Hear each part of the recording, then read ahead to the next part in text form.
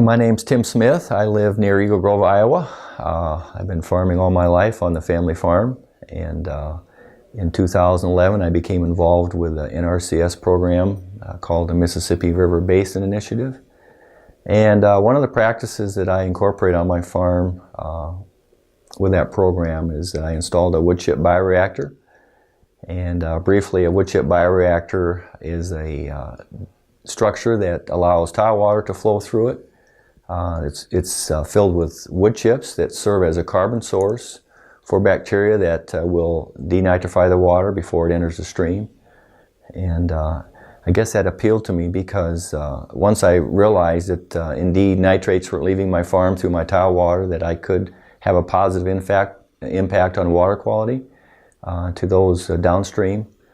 Farmers have a unique position in the sense that we get to use that raindrop before anybody else does.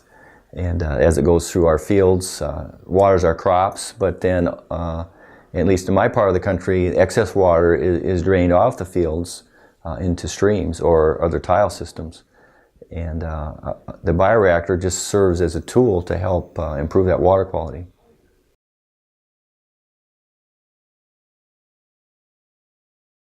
One of many things, the bioreactor, along with cover crops and along with the strip tillage, not only help water quality, but they help protect my soil, they help protect my farm, which for me as a landowner is my most important resource.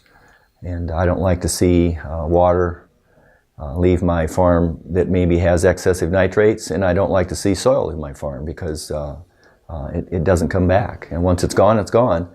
And it takes a long time for it to replenish. And you know, that's something I think very important that farmers need to convey to our urban friends, that we do want to be good stewards of our resources, you know, whether it's soil or whether it's water.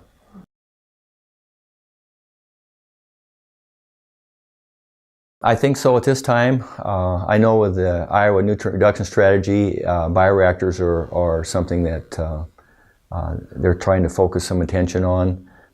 There's probably less than 50 in the state at this point, and it would take quite a large number really to help make a difference. But it's a step in the right direction, and you know, we're just getting started with this. They are very effective.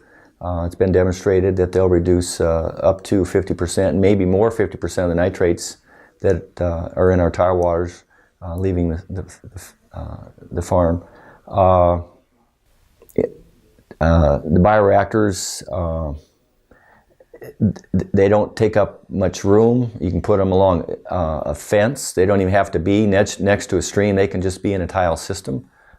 As it leaves your farm, it can be placed along the fence. You can drive over them. You could literally farm over them, other than the control structures that are there. But mine is 10 foot wide and 110 foot long, so it's a very small footprint.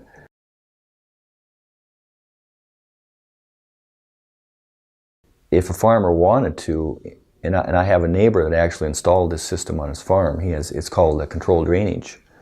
And he's got a pretty level farm, but he installed about a dozen of these control structures, and he actually shuts his tile off in the summertime. Yeah, he did it on 30 acres before he did the whole farm. He put 160,000 feet of tile in, but the year prior he did it on just one small area.